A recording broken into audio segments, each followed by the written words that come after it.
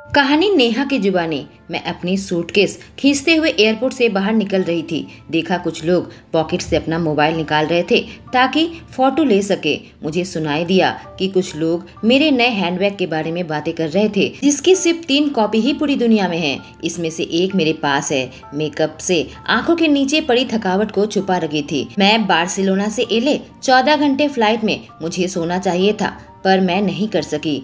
तब नहीं, जब मैं सोच रही थी कि कल मैं क्या किया। मैं फेमस स्पेन की फुटबॉल प्लेयर के साथ होटल रूम में सोई थी। काफी हॉट है, पर यह मेरी गलती थी, खासकर तब जब मीडिया वाले मेरी कार से उसे निकलता हुआ देख लिया था। इससे बेकार का और एक शोर मचेगा। मुझे लगा था बार्सिलोना का ट्रिप शांतिपूर्ण रहेगा, पर एक और विनाश का कारण बना। यह मंदिरा का आइडिया था मैं सबसे बड़े फैशन शो में जाऊं ताकि लोगों का ध्यान मेरी ओर आए। मैं अभी अपने एक एल्बम खत्म की थी, कोई टूर पर भी नहीं थी। अब जब मैं सोच रही हूँ मुझे छुट्टियों में होना चाहिए था, पर मंदिरा मुझे काम करने के लिए दबाव डाला। मंदिरा मेरी मैनेजर है और मेरी सौतेली माँ भी। हालांकि मेरे फैशन शो में जाने से उनको ज्यादा फायदा हुआ, न कि मुझे। लोगों को मुझसे फायदा होता है क्योंकि मैं एक सुपरस्टार हूँ, एक सिंगर हूँ और गाना भी लिखती हूँ, और मेरे गाने बिलबोर्ड के टॉप 100 में रहते हैं। मैंने कभी सोचा नहीं था कि 25 साल की उम्र में मैं इतनी ऊंचाई में पहुंच जाऊंगी, पर मैं बहुत सारी कुर्बानी दी। मेरी फैमिली, मेरा दोस्त, मेरी इकलौती फैमिली अभी मंदिरा है, क्योंकि मुझे माँ जन्म देते ही गुजर गई थी और मेरे डैड को हार्ट अटैक आ गया था जब मैं 10 साल की थी। दुख की बात यह है कि मंदिरा अब मुझे अपनी बेटी नहीं मानती। क्या मंदिरा आ रही है? मैं माइक से पूछा, जो मेरा बॉडीगार्ड है, मेरे साथ चल रहा था। उसका फिगर इतना लंबा चौड़ा है कि लोग डर जाते हैं। इससे काफी ज्यादा फायदा होता है जब आसपास रिपोर्टर, पेपर वाले और कोई पागल फैन होते हैं। नहीं कहते हुए उस औरत को रोकने लगा जो मेरे पास आकर वीडियो बनाने की कोशिश कर रही थी। मैं सांस छोड़ी, सोचा क्या बात है। घर जाने के रास्ते में अगर मंदिरा नहीं होगी तो मुझे डांट नहीं सुननी पड़ेगी, पर वह घर पर तुम्हारा इंतजार कर रही है, माइक ने कहा, और बाकी की टीम भी इमरजेंसी मीटिंग रखी है। इससे मैं हिल गई। क्या? मैंने कहा, इतनी लंबी यात्रा के बाद मुझे आराम करने की जरूरत है। माइक मुझे करुणा से देखते हुए सिर हिलाया। मंदिरा ने अभी मुझे टेक्स्ट मैसेज किया है, मुझे माफ करना। अविश्वास के साथ मैं सिर हिलाने लगी। लगता है मेरी और एलेक्स की पिक्चर जो होटल के बाहर ली गई थी वह खबर में आ गई थी। अपना फोन देखना भी ठीक नहीं समझा, क्योंकि मेरे पास हजारों मैसेज आएंगे मंदिरा से जिसमें मुझे वह डांटेंगी। मुझे पता है एलेक्स काफी फेमस फुटबॉल प्लेयर है, इसलिए खबर स्पेन में बहुत जल्द फैल गई होगी।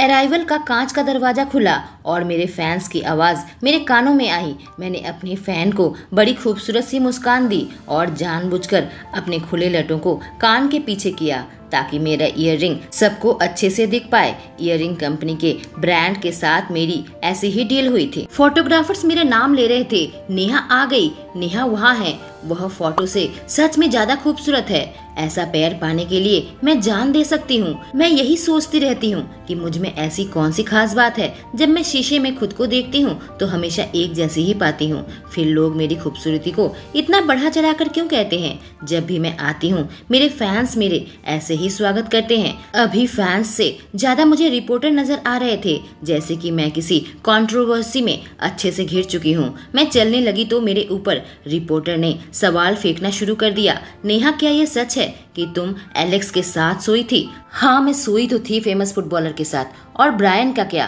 तुमने उसके डिवोर्स के बारे में सुना?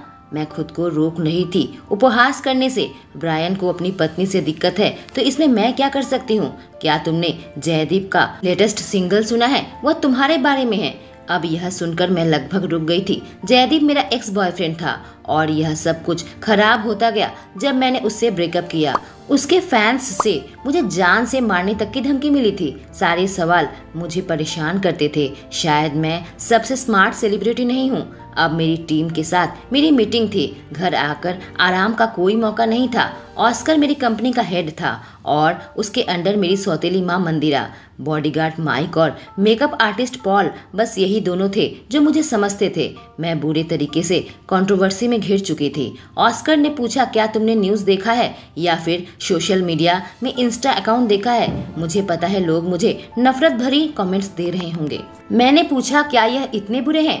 ऑस्कार ने कहा, शायद तुमने उसे सुना नहीं है इस बार। अब वक्त आ गया है कि तुम कोई ऐसा फैसला लो जिससे तुम्हारी जिंदगी बदल जाए। मैंने पूछा, तुम्हारे कहने का मतलब क्या है? और फिर उन्होंने लैपटॉप ऑन करके प्रोजेक्टर ऑन किया।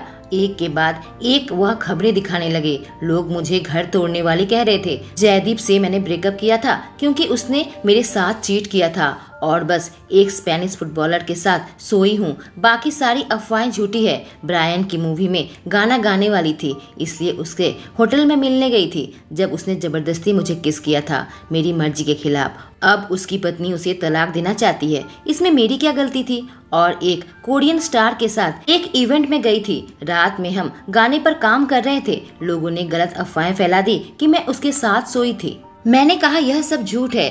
क्या तुम कुछ नहीं कर सकते? ऑस्कार, क्या कंपनी कुछ नहीं कर सकती सबको दबाने के लिए? क्योंकि सिर्फ एक अफवाह के अलावा सब झूठ है। पर ऑस्कार खामोश था, मेरी ओर देख रहा था। मैंने कहा, गोल्डन रिकॉर्ड देश की सबसे बड़ी म्यूजिक रिकॉर्ड कंपनी है और हम कुछ नहीं कर सकते। भगवान के लिए हम अमीर है। हमारे कनेक्शन से क्या हम उन सारी गलतफहमियों को दूर नहीं कर सकते? ऑस्कार ने कहा, हमने कोशिश की। हम सबसे बड़ी मीडिया कंपनी तक पहुंचने की कोशिश की थी ताकि उनसे डील कर सके। मैंने पूछा, फिर क्या हुआ? हमें एक दिक्कत है, पॉल, नेहा को पानी पिलाओ। ऑस्कर ने कहा। मैं पानी पीकर कही कि अब बताओ क्या बात है। उसने कहा, हमने देश की सबसे बड़ी मीडिया कंपनी से डील कर ली है। लेकिन? मैंने पूछा, लेकिन क्या? उन्होंने कहा है कि इतना बड़ा खबर दिखाने से उनके दर्शकों पर असर पड़ेगा, उनकी प्रॉफिट को नुकसान हो सकता है, इसलिए उनके सबसे बड़े शेयर होल्डर से उनको बात करनी पड़ेगी, उनसे परमिशन लेना होगा। ऑस्कर ने कहा, और फिलहाल उनका शेयर एक दूसरे पार्टी के पास है। क्या तुम देव माथुर का नाम सुना है? मुझे नहीं पता यह इंसान कौन है। हो सकता है देश का बहुत बड़ा बिजनेसमैन हो। मैंने पूछा, तो उसके बारे में क्या? वह इस डील को सील करने के लिए राजी है, पर उसकी एक शर्त है। मैंने पूछा, क्या शर्त है? ऑस्कर ने कहा, गहरी सांस लो। आखिर यह कहना क्या चाहता है? मैं गहरी सांस ली। मैंने पूछा, अब बताओ वह क्या चाहता है? ऑस्कर ने कहा, वह तुमसे शादी करना चाहता है। मैं एकटक ऑस्कर की ओर देखती रह गई। मैंने कहा, तुमने क्या कहा? ऑस्कर ने कहा, तुमने बिल्कुल सही सुना, वह तुमसे शादी करना चाहता है। मैंने कहा, इसका कोई मतलब नहीं बनता। मैं ऐसे इंसान से शादी करूंगी जिससे मैं प्यार करती हूँ। जो मुझसे प्यार करेगा मुझे प्रपोज करेगा। और उसके बाद मैं पागलों की तरह हंसने लगी। क्या यह किसी तरीके का मजाक है? यह बहुत हास्यकर है। यह आदमी तो काफी मजाकिया लगता है। क्या तुम लोग मेरे साथ प्रैंक कर रहे हो? पर ऑस्कर खामोशी से मेरी ओर देखने लगा। कहा, मुझे माफ करना नेहा, पर वह काफी सीरियस है। खुद डायरेक्टर से मिला है और उसका लॉयर भी साथ में था। यह सुनकर मेरा मुंह खुला का खुला रह गया। मैंने कहा, शादी कोई बिजनेस डील है क्या? ऑस्कर ने मेरी बातों को अनदेखा करके मुझे एक एनवलप पकड़ाया। कहा, इसमें उसका प्रपोजल है। मैं गुस्से से वह एनवलप उसके हाथ से छीन लिया ताकि उसके सैकड़ों टुकड़े कर दूं। लेकिन जब मैं उसे लेकर चिट्ठी को खोलकर एक एक शब्द का रसपान किया तो मुझे एहसास हुआ मैं कितनी गलत थी। उस चिट्ठी को खोलते हुए मेरे हाथ कांप रहे थे। वह हाथ से लिखा हुआ था। ऐसा नहीं कि हैंडराइटिंग बुरी थी, पर यह आज तक का सबसे भयानक चीज था जो मैं पढ़ रही थी। प्रिय नेहा, मैं देव माथुर हूँ, पर तुम मुझे देव बुला सकती हो। मुझे खबर मिली है कि तुम बहुत मुसीबत में हो, तो यह मेरी उदारता समझो। हाँ, मैं तुम्हारी मदद के लिए तैयार हूँ कि तुम्हारा नाम साफ हो सके। मैं तुम्हें विश्व का सबसे चहीदा सुपरस्टार बनाऊंगा, एक शर्त पर कि तुम मेरी पत्नी बनोगी। मैं भी अभी एलए आया हूँ बिजनेस ट्रिप पर। एक बार तुम यह पढ़ लो, फिर मैं अपना चॉपर तुम्हें भेजूंगा ताकि हम अपने ऑफिस में बात कर सके। देव। अनुलेख 1, यह कोई सवाल नहीं है। 2, तुम हॉट हो। 3, क्या तुमने मेरा नाम गूगल किया है? तुम्हें वह कोशिश करनी चाहिए। तुम्हें कुछ ऐसा मिलेगा जो तुम्हें पसंद आएगा। यह इंसान बिल्कुल लुनैटिक है, पागल है। मैं उपहास किया, इसे इग्नोर करते हैं। मैं मुसीबत से कम 1 साल दूर रहूंगी और लोग यह कंट्रोवर्सी भूल जाएंगे। क्या नहीं भूलेंगे? नेहा, ऑस्कर ने मुझे चुनौती दी। देव माथुर ने कहा है यह सवाल नहीं है। वह उसकी पत्नी बनने के लिए पूछ नहीं रहा, वह ऐसा करके छोड़ेगा। तो क्या? मैंने पूछा। क्या वह धमकी दे रहा है? मैंने सांस छोड़ी। ऑस्कर कहा, उसको क्रॉस करना अच्छा विचार नहीं होगा। इससे उल्टा हमें नुकसान पहुंच सकता है। वह लगभग बड़ी मीडिया को कंट्रोल करता है और वह चीजों को और खराब कर सकता है। मेरे दूसरे स्टाफ पीटर ने आगे जोड़ा, मेरे रिसर्च के अनुसार वह ऐसा इंसान है जिससे हमें दुश्मनी नहीं लेना चाहिए। उसका कोई भी बिजनेस पार्टनर उसे क्रॉस करने की हिम्मत नहीं करता और जिन्होंने किया उनका देवलिया निकल गया। वह ऐसा इंसान है जो कोई जवाबनामे सुनना पसंद नहीं करता। मैंने चिल्लाया तो वह हमें ब्लैकमेल कर रहा है। यह इंसान तो मेरे एक्स बॉयफ्रेंड जयदीप से भी खराब है और वह विकृत शादीशुदा एक्टर ब्रायन से भी बुरा है। यह आदमी तो अविश्वास योग्य है।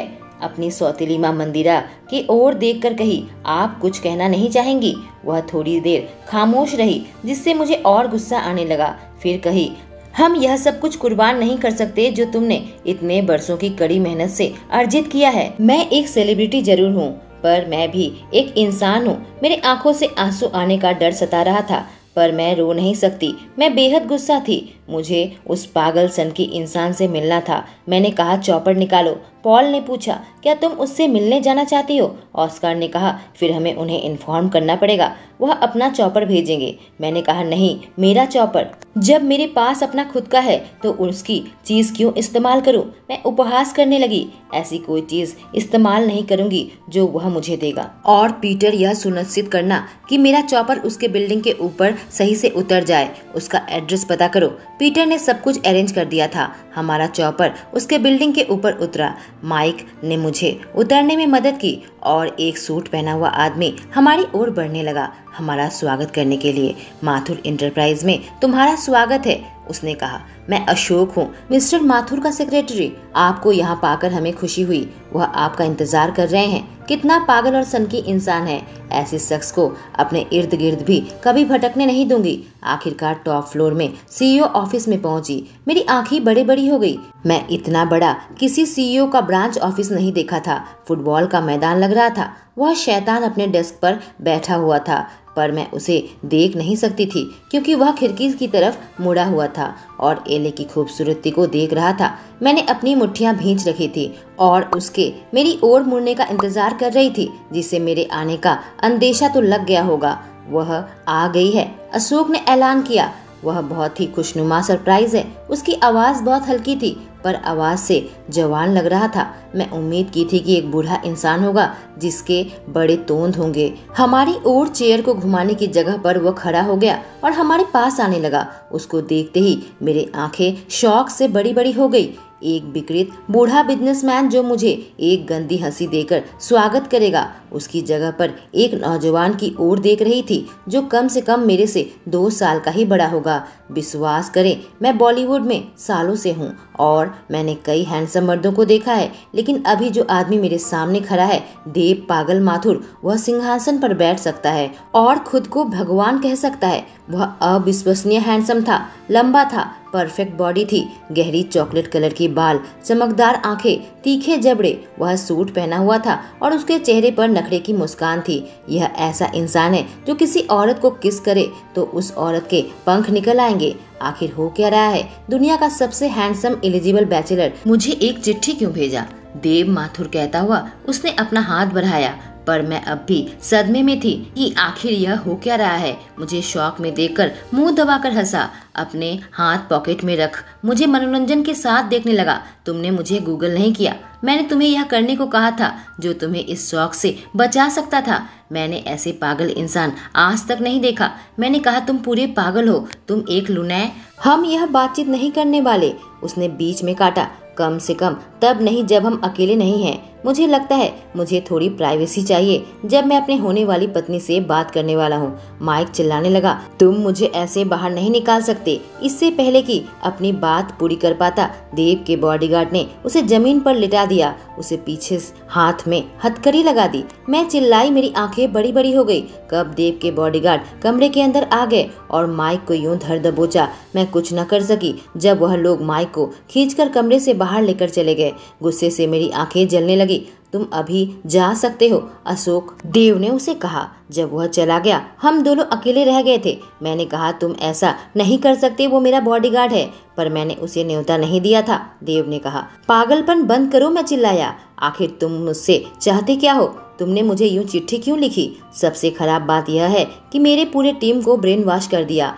वह मुझे मनोरंजन के साथ देखता रहा, मेरा उपहास करने लगा। तो तुम्हारी टीम मेरी बात से सहमत है? सच कहूँ तो वह काफी स्मार्ट लगते हैं। वह इंसान जितना बोल रहा था उतना मेरा खून जल रहा था। देखो मिस सेलिब्रिटी, उसने मुझे तीव्र दृष्टि से देखते हुए धीरे से कहा, तुमने मेरी उदारता के बारे में गलत समझ लिया है। उदारता? मुझे मन किया मैं चीखूं। यह कैसी उदारता है? तुम तो वह न्यूज़ ऐसे भी बंद कर सकते हो बिना मुझसे शादी का सुझाव रखे। तो फिर मुझे क्या मिलेगा? उसने पूछा। अगर तुमने ध्यान नहीं दिया, तुम्हें बता दूं, मैं एक बिजनेसमैन हूँ। मैं जो भी निर्णय लेता हूँ उससे मुझे फायदा होना चाहिए। मैंने कहा, मेरा रिकॉर्ड लेवल तुम्हें इसके काफी पैसे दे सकता है। पर आश्चर्य की बात यह हुई कि वह हंसने लगा। मैं उसके गालों के डिंपल देखने लगी जो हंसते हुए बन रहा था। तुम्हें सच में लगता है कि पैसे की मुझे जरूरत है? उसने मजाक उड़ाते हुए पूछा। क्या तुम सच में ऐसा सोचती हो? वह अपना माथा हिलाने लगा, काफी सीरियस था। और मुझे जो आसपास नजर आ रहा था, मुझे नहीं लगता उसके पास पैसों की कोई कमी होगी। उसके ऊपर पैसों की बरसात हो रही होगी। अपना धैर्य खोते हुए पूछी, तो तुम क्या चाहते हो? वह जांचते हुए मेरे करीब आने लगा, अपनी आंखों से मेरी आंखों में घूरता हुआ फुसफुसाया, क्या यह सांप नहीं है? एक मुस्कान उसके होठों पर आ गई। मैं तुम्हें चाहता हूँ नेहा। जिस गहनता से मैंने उसके मुंह से मेरा नाम सुना, उसकी आंखों में लगभग मैं सम्मोहित हो गई थी। लेकिन फिर वास्तविक जीवन में वापस आकर मैंने उससे कहा, झूठे, मुझे यकीन है यह आदमी मेरा किसी वजह से इस्तेमाल करना चाहता है। उसके जैसा नौजवान बिलियनियर यूं अचानक मुझसे शादी करना चाहता है, जिसका नाम मीडिया में यूं गलत वजह से उछल रहा है। उसे बड़ी आसानी से कोई भी औरत मिल सकती है, फिर मुझे क्यों चुन रहा? मुझे परवाह नहीं कि तुम्हारी क्या वजह है, मैंने कहा, पर यह नहीं होने वाला। मैं तुमसे शादी नहीं करने वाली। मेरा ना मतलब ना है। Thank you so much. वह उत्सुकता से मेरी ओर देख रहा था। क्या तुमने कभी सोचा है कि मुझसे शादी करना तुम्हारे लिए कितना अच्छा होगा? पूरी दुनिया देखेगी कि नेहा शेट्टी घर बसा रही है। क्या इसने मुझे अभी याद दिलाया कि मेरी रेपुटेशन कितनी खराब हो चुकी है? नहीं, मैंने कहा, मैं यहाँ पर आई हूँ ताकि तुम्हें साफ साफ बता दूँ कि मैं तुमसे शादी नहीं करूँगी। तुम मेरी लाश के साथ शादी कर सकते हो। मैं मुड़कर जाने ही लगी थी। नेहा, उसने गुस्से के साथ पुकारा, और पहली बार मैं बिल्कुल अपनी जगह पर रुक गई। उसकी आवाज में मुझे इमोशन नजर आया और वह गुस्सा था। मैं उसको इग्नोर करके जाना चाहती थी, पर अधिकार के साथ उसने कहा था। मैं डर गई और जैसे ही मैं धीरे से उसकी ओर मुड़ी, 1 साल का कॉन्ट्रैक्ट वह मुझे देख रहा था। मैं टेबल बिल्कुल घुमा दूंगा ताकि दुनिया तुम्हारी कही हुई कहानी सुने, न कि बकवास न्यूज़। मैं तुम्हारी कंपनी के लिए और अरेंजमेंट भी कर दूंगा। तुम्हारे खिलाफ कोई नहीं जा सकता क्योंकि मेरा हाथ तुम पर रहेगा। तुम मेरी पत्नी बनकर रहोगी। इस बात से मैं अबाक रह गई। मुझे नहीं लगता था कि वह निगोशिएट करेगा, पर उसने कॉन्ट्रैक्ट को 1 साल का कर दिया। और इसके पीछे क्या वजह है? मैंने आंख दिखाकर ठंडी आवाज में उससे पूछा। तुमने कहा था दोनों का फायदा होगा, तो मैं तुम्हें कैसे फायदा पहुंचाऊंगी? मैंने नखरे की मुस्कान दी। उसने अपने डेस्क से एक मैगजीन उठाकर मेरी ओर फेंका। उससे मैंने लपक लिया। मैंने देखा उसकी कवर पर एक सेक्सी लड़की की पिक्चर थी जो एक स्विम सूट पहनकर थी। मेरे हाथ कांप रहे थे। मैं उसकी ओर देखी और कही, देखो, अगर तुम्हें कोई औरत चाहिए जिसके साथ तुम सेक्स, यह मेरी मंगेतर है। उसने बीच में काटा। मेरे पेरेंट्स ने इसके साथ मेरी शादी तय कर दी है ताकि एक बड़ा सा बिजनेस डील हमें मिल सके, पर मैं इसे शादी नहीं करूंगा और तुम मेरी ढाल बनोगी। तुमने मुझे निराश किया। मैं अविश्वास के साथ अपना सर हिलाने लगी। तुम अपना शादी कैंसिल करने के लिए मुझे चाहते हो? मैं अबाक रह गई जब उसने मेरा उपहास किया। मुझे खुद की शादी कैंसिल करने के लिए किसी की जरूरत नहीं है, लेकिन बस एक बिजनेस डील के लिए किसी बड़े बिजनेसमैन की बेटी से शादी करना मेरे लिए एक इंसल्ट है। अब उपहास उड़ाने की बारी मेरी थी। मैंने कहा, तुम मेरा इस्तेमाल करना चाहते हो ताकि अपने पापा मम्मी से पंगा ले सको। तुम उन्हें हार्ट अटैक दोगे। अगर हमारे शादी की खबर न्यूज में आ गई तो उन्हें पक्का हार्ट अटैक हो जाएगा। ना सिर्फ उनका बेटा उनकी पसंद की हुई लड़की से शादी को नकारा, बल्कि उसने मुझसे शादी की जो देश की अभी उपद्रवी है। मुझे पता है मैं जितनी फेमस हूँ चारों ओर हमारी तस्वीर होगी। उसने कहा, हाँ हो सकता है, उसे अपने पेरेंट्स से प्रॉब्लम हो सकता है, पर इससे मुझे कोई फर्क नहीं पड़ता। तुम कह रहे हो कि हम 1 साल के लिए शादी करेंगे? मैं बात को खींचा। जब तक मुझे एक बड़ी डील नहीं मिल जाती, उसने कहा, और मुझे लगता है 1 साल के अंदर वह हो जाएगा। अगर डील फेल हो गई तो क्या करेगा? मुझे तलाक देकर अपनी मंगेतर से शादी कर लेगा। दुख की बात है, इसे मैं फिर से मजाक का केंद्र बन जाऊंगी। सचमुच आदमी निर्दयी है, जंगली है। मुझे विश्वास है कि डिवोर्स अच्छा नहीं दिखेगा, क्योंकि मेरी रेपुटेशन पहले से ही खराब हो चुकी है। मिस्टर माथुर, मैंने उसे सच्चाई दिखाने की कोशिश की। मुझे लगता है तुम मेरी ताकत को कम आंक रही हो, मीडिया के हेडलाइन कंट्रोल करने में। मिस नेहा, तुम मुझे चुनना नहीं चाहते हो मिस्टर माथुर। मैं फुफकारी, तुम्हें इसका बाद में अफसोस रहेगा। मैं कोई ऐसी नहीं हूँ जिसके साथ तुम उलझ जाओ। अभी भी देर नहीं हुई है, तुम अपने उस मंगेतर से शादी कर लो। क्या कहूँ मैं, उसने कहा। तुम उससे कहीं ज्यादा हॉट हो। और उसकी यह बात से मेरी दीवार गिर गई।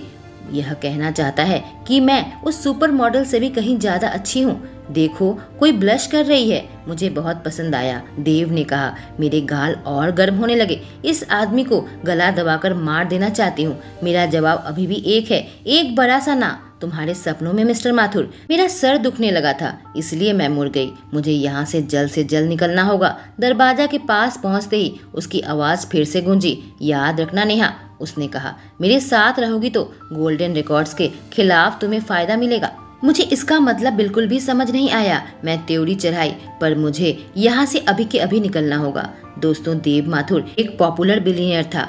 लोग उससे दुश्मनी लेने से घबराते थे, क्योंकि वह उसे बर्बाद कर देता। ऐसे इंसान की नज़र नेहा शेट्टी पर पड़ गई, जो एक फेमस सिंगर थी, पर फिलहाल अपने अफेयर्स की वजह से काफी बदनाम हो रखी थी। पर वह खुद ही सेलिब्रिटी है।